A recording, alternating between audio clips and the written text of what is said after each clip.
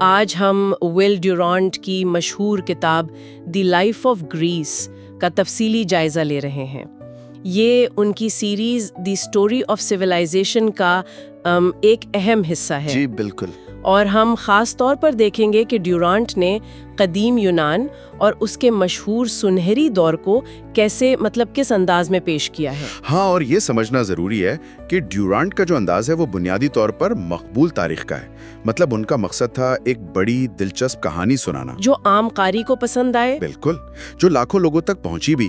لیکن یہ بھی ہے کہ جو تعلیمی مورخین ہیں انہوں نے کچھ تنقید بھی کی ہے۔ اچھا، ہاں، کس قسم کی تنقید؟ جیسے کہ کچھ جگہوں پر نسل کو تاریخ کی وضاحت کے لیے ایک بنیادی عنصر کے طور پر استعمال کرنا، یا پھر ظاہر وقت کے ساتھ کچھ معلومات پرانی بھی ہو جاتی ہیں۔ صحیح۔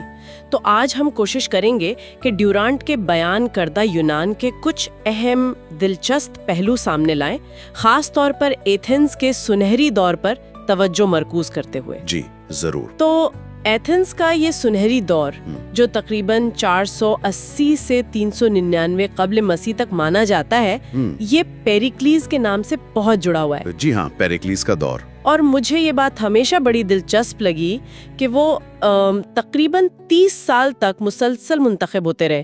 یہ کیسے ممکن ہوا؟ یہ نظام کیسا تھا؟ یہ واقعی ایک یوں کہیں غیر معمولی بات تھی۔ ڈیورانٹ بتاتے ہیں کہ اس سے ایتھنز کو ایک طرح سے بے وقت کئی نظاموں کے فائدے ملے۔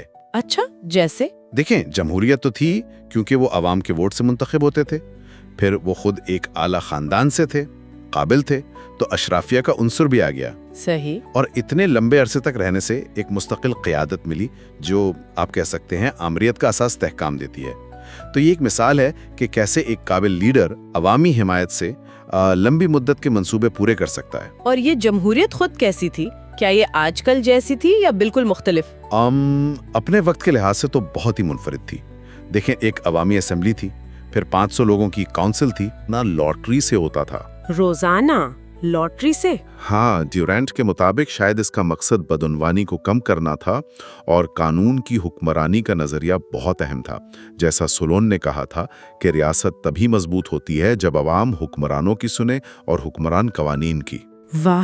پیریکلیز کے دور میں ایروپیکس، جو ایک پرانی طاقتور کونسل تھی، اس کے اختیارات بھی کم کیے گئے، جو شاید زیادہ جمہوری کنٹرول کی طرف ایک قدم تھا۔ پیریکلیز کا ایک اور بڑا کام جس کا ذکر ڈیورانٹ کرتے ہیں وہ ایکروپولس کی تعمیر نو ہے، فارسی جنگوں میں تباہی کے بعد۔ جی ہاں، وہ عظیم الشان منصوبہ۔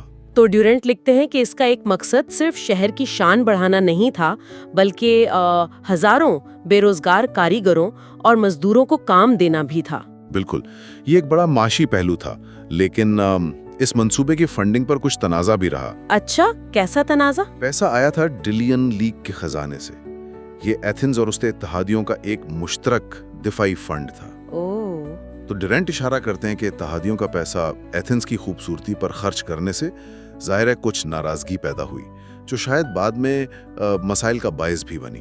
تو ثقافتی عروج اور سیاسی طاقت کا استعمال یہ ساتھ ساتھ چل رہے تھے۔ بالکل، اور اسی منصوبے میں فیڈیس جیسے عظیم فنکار شامل تھے جنہوں نے پارتھینون جیسے شاہکار بنائے۔ اسی دور میں فلسفے میں بھی بڑی تبدیلی آ رہی تھی۔ ایک طرف سوفسٹ تھے، دوسری طرف سقراط۔ ان میں بنیادی فرق کیا تھا ڈیورانٹ کے مطابق؟ دیکھیں، سوفسٹ جو تھے وہ ایک طرح کے عملی استاد تھے، نوجوانوں کو بحث مباحثہ، تقریر، کامیابی کے گر سکھاتے تھے۔ اچھا۔ اور وہ اکثر یہ دلیل دیتے تھے کہ اچھائی برائی کوئی مطلق چیزیں نہیں، بلکہ حالات اور ضرورت کے حساب سے بدلتی ہیں۔ یہ خیال اس وقت کے روایتی مذہبی نظریات کے لیے بڑا چیلنج تھا۔ تو سقراط اس کے جواب میں کیا کہہ رہے تھے؟ سقراط اس کے بالکل برعکس یہ سوال اٹھا رہے تھے کہ کیا مذہب دیوتاؤں پر یقین کے بغیر اخلاقیات ممکن ہے؟ ان کے نزدیک نیکی کا تصور زیادہ عملی تھا، کسی چیز کے لیے اچھا ہونا، یعنی اس کے مقصد کو پورا کرنا۔ یہ تو بڑی گہری بحث ہے، لیکن ڈیورانٹ یہ بھی دکھاتے ہیں کہ اس سنہری دور میں سب کچھ چمکدار نہیں تھا۔ ایتھنز کی سماجی زندگی میں تضادات بھی تھے، خاص طور پر خواتین کے حوالے سے۔ جی، یہ ایک اہم نقطہ ہے۔ ڈیورانٹ بتاتے ہیں کہ ہومر کے زمانے کے مقابلے میں پیریکلیز کے دور کی ایتھنی خواتین زیادہ پابند تھیں۔ زیادہ پابند؟ کس طرح؟ ان کی زندگی زیادہ تر گھر تک محدود تھی، عوامی زندگی میں ان کا کردار بہت کم تھا۔ वो खुद से कानूनी मुआहदे नहीं कर सकती थीं, विरासत में भी उनका हक नहीं था। ड्यूरेंट इसकी वजह मशरकी तहजीबों के बढ़ते हुए असरात को करार देते हैं। ये तो बड़ा अजीब तजाद है ना, एक तरफ जमहूरियत और फलसफा, दूसरी तरफ खवातीन पर इतनी पाबंदियां। बिल्कुल। और दिलचस्प बात यह है कि ड्यूरेंट इसका मवाजना स्पार्टा से करते हैं। स्पार्टा? वो तो फौजी रियासत थी। हाँ, लेकिन वहाँ हैरत अंगेज तौर पर खवातीन निस्बतन ज्यादा आज़ाद थीं। वो जायदाद रख सकती थीं, तालीम हासिल करती थीं, जिस्मानी तरबियत में हिस्सा लेती थीं। अच्छा। ड्यूरेंट स्पार्टन माशरे की सादगी पर भी जोर देते हैं। जैसे उनका आवामी खाने का निज़ाम था, जहाँ जानबूझकर थोड़ा कम खाना देते थे ताकि जंग की सख्तियां झेल सकें। कम खाना? जी, ताकि भूख बर्दाश्त करने की आदत हो। और मोटापे को बुरा समझा जाता था, इस पर मतलब सरेआम टोका भी जा सकता था। ये एथेंस की फिक्री और फन्नी दुनिया से बिल्कुल मुख्तलिफ था। तो खुलासा ये कि ड्यूरेंट की द लाइफ ऑफ ग्रीस हमें पेरिक्लियन एथेंस की एक बहुत भरपूर तस्वीर दिखाती है। जमहूरियत का तजुर्बा, पार्थेनॉन जैसा फन तामीर, सुकरात जैसे फिलॉसफी। जी। लेकिन साथ ही वो इस दौर के तजादात को भी नहीं छुपाते, जैसे डेलियन लीग के फंड्स का मामला या खवातीन की हैसियत। बिल्कुल। और ड्यूरेंट की खूबी यही है कि वो इस पेचीदा दौर को एक मरबूत और दिलचस्प कहानी की शक्ल में पेश करते हैं, जो आम कारी को अपनी तरफ खींचती है। लेकिन ये याद रखना चाहिए कि ये मकबूल तारीख है।